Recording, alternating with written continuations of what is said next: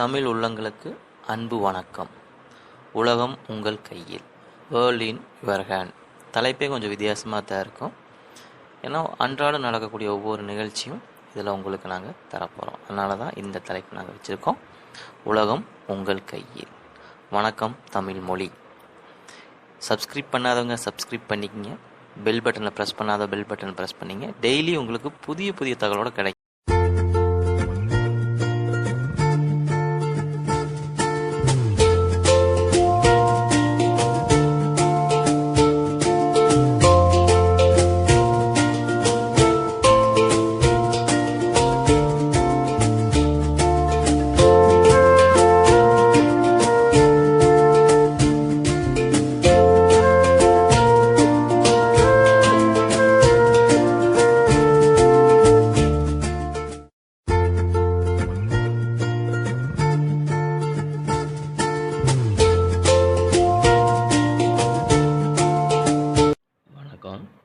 இன்றைக்கி புதிய தகவலோடு உங்களை சந்திக்கல ரொம்ப சந்தோஷப்படுறேன்.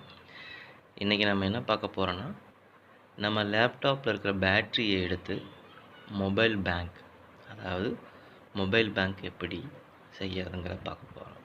இது ரொம்ப சிம்பிள் தாங்க.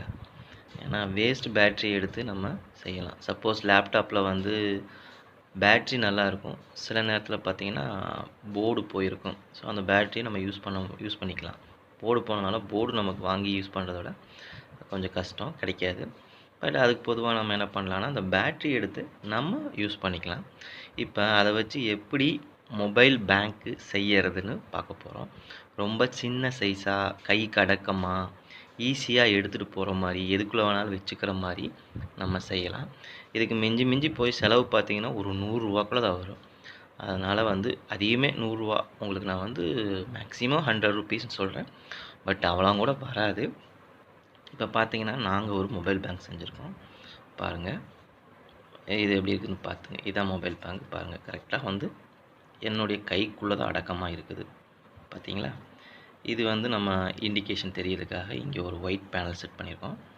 இங்கிட்டு பார்த்தீங்கன்னா 2 பின் செட் பண்ணியிருக்கோம். ஒன்று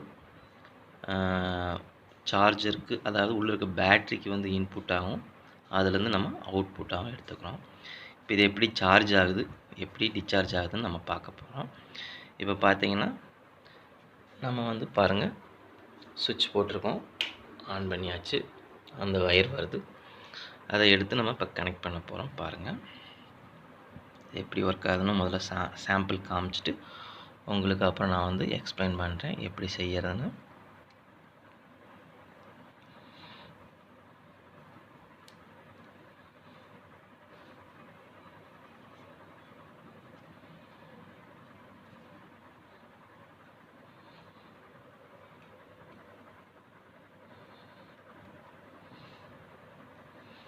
அது லூஸ் கனெக்டாக இருக்கிறதுனால உங்களுக்கு இது தெரிய மாட்டேங்குது. ஒரு நிமிஷம்.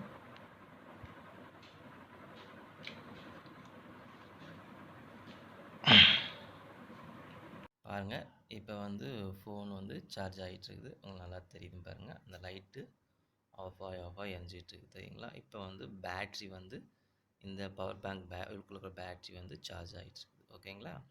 இப்போ இது எப்படி நம்ம மொபைலுக்கு எப்படி சார்ஜ் ஆகுதா இல்லையான்னு நம்ம செக் பண்ண போகிறோம். இப்போ நான் சுவிட்ச் ஆஃப் பண்ணிட்டேன். பாருங்கள், இது எதுவும் ஏமாத்துறதெல்லாம் கிடையாது. பின்னர் ரிமூவ் பண்ணிட்டேன், நல்லா பார்த்துக்குங்க. அடுத்து நம்ம என்ன பண்ண போகிறோம்னா,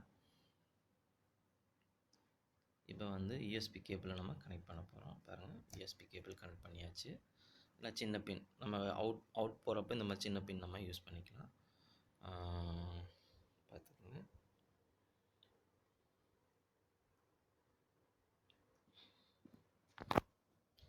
சிங்கிள் ஹேண்டில் பண்ணுறதுனால கொஞ்சம் கஷ்டமாக தான் இருக்குது. கொஞ்சம் பாருங்க, ஒன்றும் பிரச்சனை இல்லை.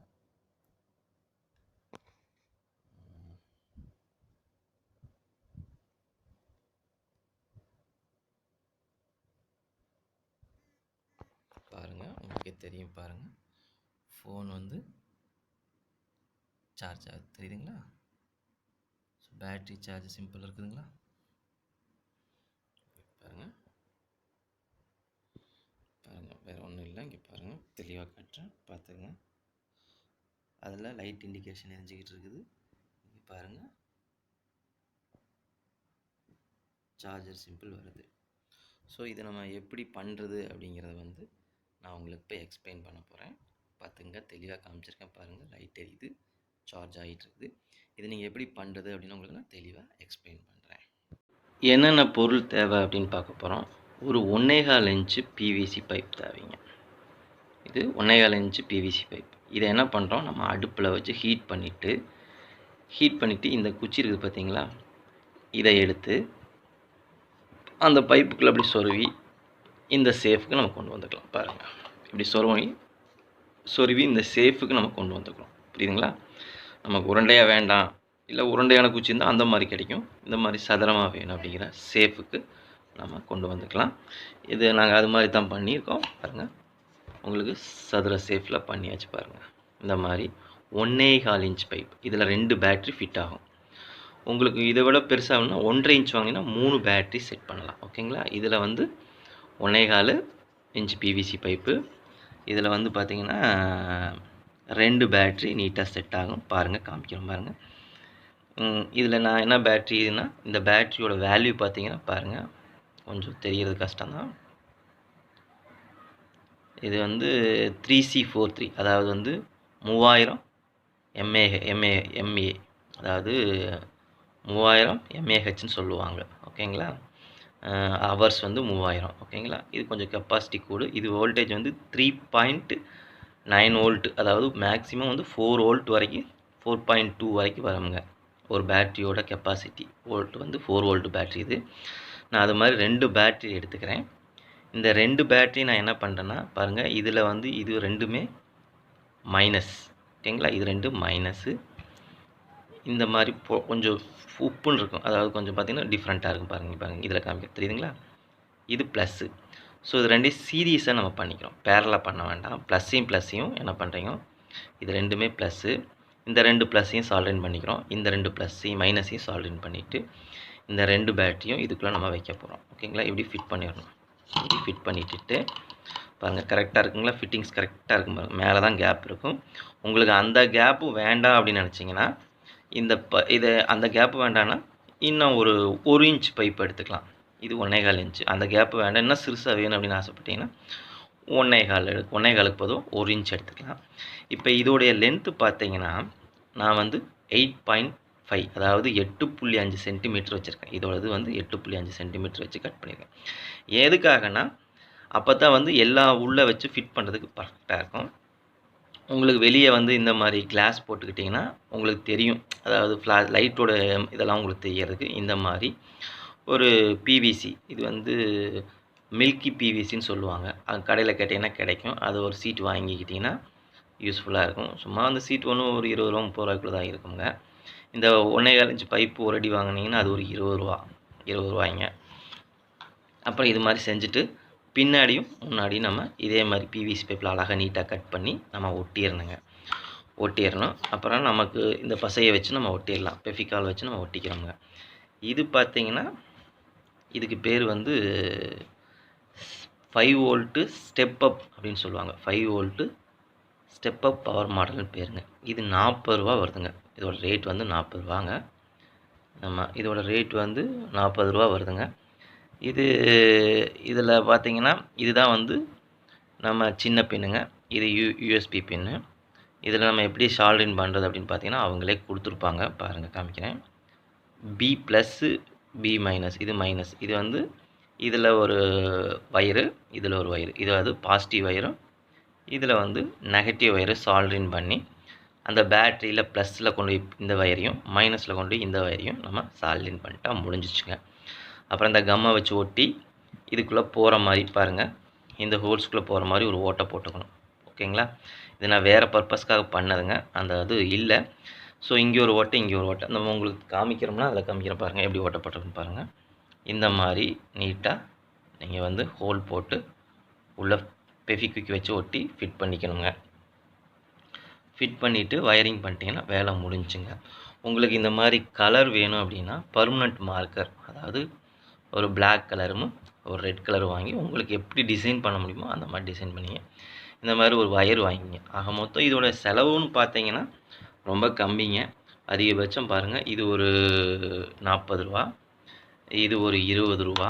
பேட்டரி நமக்கு லேப்டாப் பேட்டரி வீட்டில் கிடச்ச ஃப்ரீயான பேட்டரி, ஒரு பிரச்சனை இல்லை. ஸோ இது ஒரு ரூ. 40, இது ஒரு இது ஒரு ரூ. 20, ரூ. 60 ஆச்சுங்களா, அவ்வளோதான். ரூ. 60, வேறு எந்த செலவும் இல்லை.